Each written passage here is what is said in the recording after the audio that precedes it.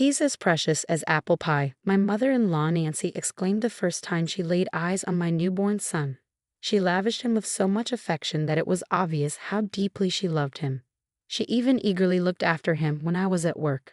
At the time, I hadn't fully grasped the extent of her adoration. My name is Emily, and I'm 28 years old, working full-time. I married my husband Liam a year ago, and shortly after, we moved in with his parents. Before moving in, I had some reservations, but my relationship with my mother-in-law seemed generally positive.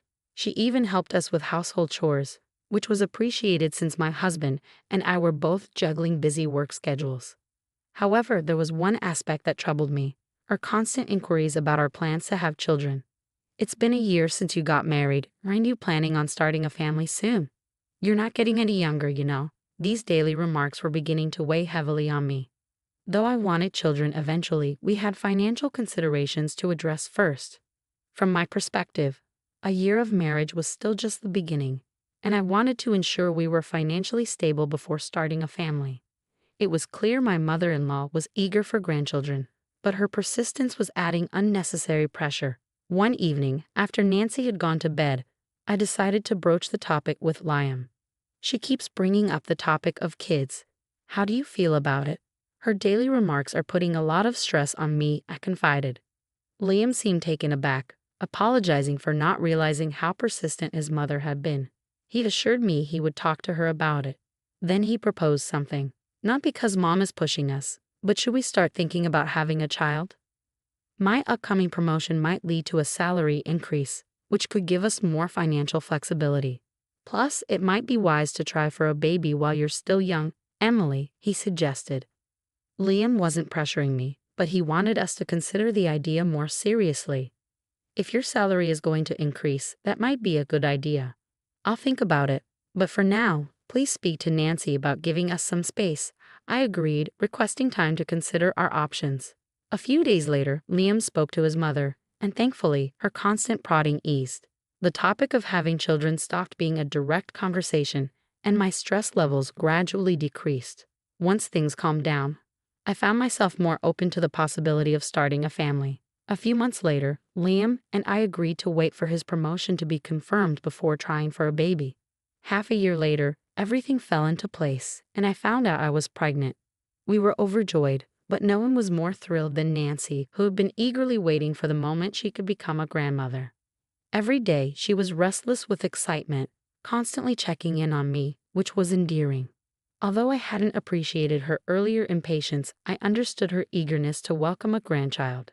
Gradually, I found myself growing more at ease in my interactions with her. A few months later, the day of my delivery arrived. With the support of my husband and Nancy, I gave birth to a healthy baby boy, despite my initial fears and worries. We named him Jackson.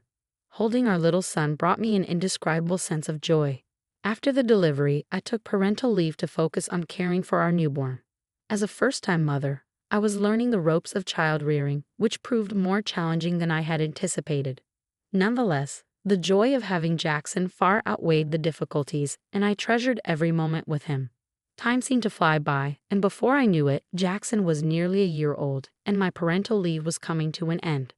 I planned to return to work, but we encountered an unexpected hurdle. We couldn't find a child care center. We knew there was a shortage, but the difficulty of securing a spot caught us off guard. Liam and I were left unsure of what to do next. I ultimately chose to extend my parental leave. During that time, Jackson continued to grow, and by the time he was nearly 2, I was ready to return to work. We still hadn't found a child care center, but Nancy offered to take care of Jackson. "Emily, you don't want to quit your job, do you? I'm always home, so please don't hesitate to leave him with me," she said. "I'd be lonely without him." Her offer was a blessing. With our son nearing 2, Liam and I planned to enroll him in preschool when he turned 3. There appeared to be enough availability at nearby kindergartens, and we thought we could manage for another year. For the past 2 years, we'd shared childcare responsibilities with my mother-in-law, whom we trusted completely with our son's care. Thanks to her, I successfully returned to work, and everything was going smoothly. Our life was harmonious and free of complaints. A year after adopting this routine, as our son was nearing his 3rd birthday, I noticed something unusual about him. He used to greet me excitedly when I returned home, But now he seemed distant. He was constantly by my mother-in-law's side, hesitant to engage with me. I thought perhaps he had grown too attached to Nancy since she was his primary caretaker. Still, I made every effort to connect with him and wondered what might be causing the shift. Then, a more troubling issue arose. Jackson had suddenly stopped speaking almost entirely. As he had grown older, he had become a chatty child, sometimes even to the point of excess. Now, it was as if he were a completely different person, silent and withdrawn. I wondered whether my absence was causing him to feel lonely or if there was something else going on. My husband also noticed something was amiss, so we decided to take him to the hospital for an evaluation. However, my mother-in-law strongly opposed the idea. A hospital? Jackson's fine. He's a good boy, she insisted. I'm the one taking care of him, so trust me. Don't label him as sick. My mother-in-law protested frantically. Her strong resistance raised my suspicions. Normally, a protective mother would want to rush to the hospital if she thought something was wrong. Yet she was actively opposing us taking him. My previous trust in her caring for our son now began to waver. My husband also sensed something off about my mother-in-law and brought it up one night after she went to bed. Do you really think nothing's wrong with Jackson? Mom's so adamant that he's fine, but I think we should get him checked out, he said. I agreed with my husband. Our once lively, talkative son had become completely subdued. No matter how much my mother-in-law insisted he was fine, we couldn't just ignore the changes in him. We decided on the spot to take him to the hospital right away. A few days later, my husband adjusted his work schedule to match mine, and we took our son to the hospital. My mother-in-law remained unhappy about our decision. I told you he's fine. This is a wild goose chase, she grumbled as we left the house. She initially wanted to accompany us, but my husband suggested it would be best if just the two of us went. Ignoring her irritation, we set out for the hospital with our son. Our focus was entirely on our child, not on my mother-in-law's reactions. Throughout the drive, our son remained silent. My husband and I tried to lift his spirits, but our efforts were in vain. We exchanged worried glances, wondering if something could be wrong with him. Once we arrived at the hospital, our son underwent a series of tests while my husband and I anxiously awaited the doctor's diagnosis. We were prepared to accept any result calmly, but the doctor's findings were unexpected. Despite the numerous tests, the doctor found no physical abnormalities in our son. A sense of relief washed over us, but it left us puzzled. What had caused our son to change so dramatically? To our questions, the doctor suggested it could be something psychological. My husband and I discussed various possibilities on our way home from the hospital, but couldn't come to any definitive conclusions.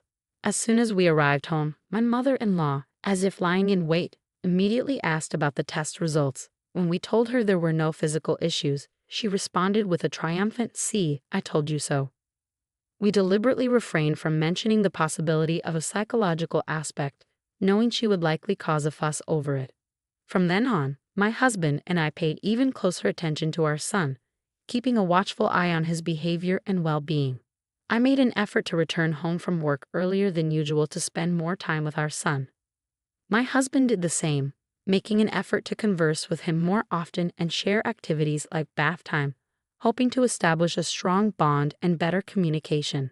As we adjusted our schedules and devoted more time to our son, gradual changes began to appear. He still didn't speak much, but he started approaching me with a smile, much like he did before. My husband and I reflected on our actions, realizing we may have inadvertently made him feel lonely. I even considered the possibility of quitting my job. Then, one day after work, I arrived home to find our son eagerly waiting to greet me. Such a sight had become rare, and it filled me with joy. As I patted his head and told him to wait in the living room while I changed, my mother-in-law emerged from the living room. Just as I was about to head to the bedroom, she stopped me, saying she needed to discuss something about our son. Lately, Jackson has been showing a defiant attitude towards me. Did you say anything to him? She asked calmly, but her smile seemed strained, sending a shiver down my spine. Defiant? I haven't seen that, and I haven't said anything to him, I replied. Upon hearing my response, my mother-in-law's expression hardened, and she began to raise her voice slightly. He's been ignoring my instructions. It's absurd for him to rebel against me when I've been caring for him, she exclaimed. Her reaction left me taken aback. My mother-in-law, who had previously insisted that nothing was wrong with our son when we took him to the hospital, was now labeling him as abnormal. Her words only heightened my growing mistrust. Until now, I had entrusted my son's care to her, reassured by her apparent affection for him. But now, I questioned whether that had been a mistake. While I hadn't observed any strange behavior from her while we were home together, the uneasy feeling about my mother-in-law persisted and was hard to shake. I decided to uncover the truth on my own. After a conversation with my mother-in-law, I pulled out an old voice recorder I had used for work and discreetly set it up in the living room the next morning.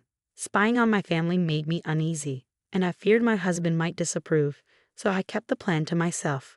Naturally, I didn't inform my mother-in-law either, as the goal was to monitor her interactions. The following day, after returning from work, I retrieved the recorder from the living room and played back the recording in the privacy of our bedroom. What I heard was shocking. The words my mother-in-law had spoken were unimaginable. My hand trembled from the impact, and a surge of anger swept through me. I was furious with my mother-in-law and with myself for not noticing her behavior sooner. After composing myself, I contacted my husband and asked him to come home as soon as possible. I was considering leaving the house with our son. I apologized to him for recording without his consent and attached the audio file I had retrieved. After sending him the recording, I quickly returned to the living room, gathered my son, and took him to the bedroom. My mother-in-law seemed slightly irritated but didn't say anything as I settled our son down for sleep. As I waited for my husband to return home, I found solace in watching my son's peaceful sleeping face. Suddenly, I heard the sound of my husband entering the house, followed by the echo of his raised voice from the living room. "Hey, Mom, what's going on?" he exclaimed, his hurried footsteps revealing his urgency. Rushing to the living room as quietly as possible, so as not to disturb my sleeping son, I found my mother-in-law standing there, visibly taken aback by my husband's uncharacteristic anger. Attempting to calm him down, I reminded him, "Jackson is sleeping." My words seemed to bring him back to his senses, and he took a deep breath before motioning for my mother-in-law to sit in front of us. Confused, she stammered, "Wait, what's happening?" Placing the recorder in front of her, I proceeded to explain why my husband and I were upset. "Sorry, but we recorded you while you were alone with Jackson. Can you explain this to us?" I asked before pressing play on the stored audio. The room was filled with the unsettling sound of my mother-in-law's voice, uttering numerous words directed at my son. Despite the discomfort, my husband and I silently endured, allowing her to listen. "When will you understand? I am your mom. You should call me Mom, okay? That woman is not your mom, so don't get along with her, even when she comes back. You've been clinging to that woman lately, and you even welcomed her home yesterday. But you don't have to do that." To my shock, my mother-in-law was demanding that our son call her Mama, even instructing him not to get close to me, his actual mother, upon my return home. Stunned into silence, I could hardly believe what I was hearing. When I first heard the recording, I realized it explained why our son had been acting strangely. My husband listened in disbelief as he heard his mother referring to me, Emily Wright, and teaching our son that I wasn't his real mother. He confronted his mother, calm yet clearly angry. Re-listening to the recording only deepened the disturbing reality of what had been happening. "You're mistaken. It's just a game. I was trying to make things fun for him." My mother-in-law feebly defended herself. But what kind of game involved denying our son his relationship with his mother? It was appalling to think she had acted normal around us while secretly filling our son's head with this harmful nonsense. "You called our son abnormal, but who's the abnormal one here?" my husband questioned. Our son simply wanted to be with his mother, and for that, she had labeled him as unusual. "Is this your idea of a game?" he pressed. "Do you really think such an excuse will work? Explain yourself." My usually gentle husband confronted his mother with a stern expression, demanding an explanation. Cornered, she remained silent, keeping her head down.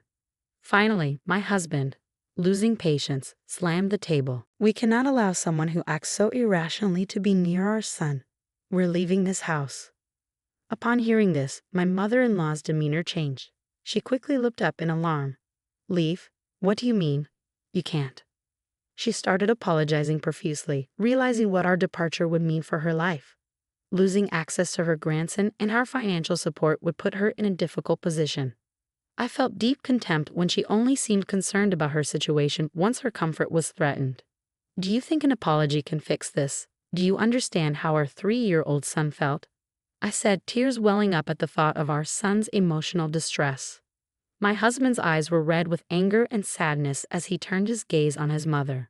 We're leaving whether you like it or not. As far as we're concerned, you're no longer family.